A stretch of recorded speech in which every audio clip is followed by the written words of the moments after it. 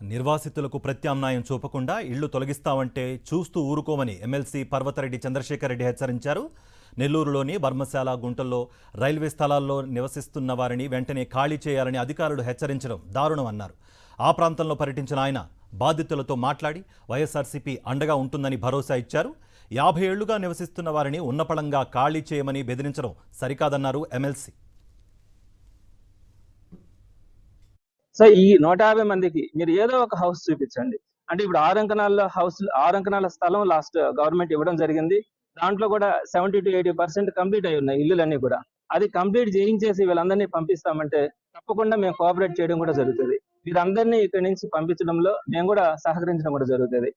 ఒకవేళ కనుక అవి కనుక పాసిబిలిటీ లేకపోతే వెంకటేశ్వరపురం దగ్గర కానీ అట్లా కొన్ని దగ్గరలో టిట్కో హౌసెస్ ఉన్నాయి. సో వాటన్నింటినీ కూడా మనం ఫ్రీ ఆఫ్ కాస్ట్ నిరుపేదలకి ఇవాళ 300 SFT అని చెప్పి పెట్టుకొని ఉన్నాం. అక్కడ ఆల్మోస్ట్ నాకు తెలిసి చాలా ఇల్లు కూడా ఖాళీగా ఉన్నాయి. ఆల్మోస్ట్ 300 ఇల్లు దాకా కూడా 300 SFT ఖాళీగా ఉన్నాయి.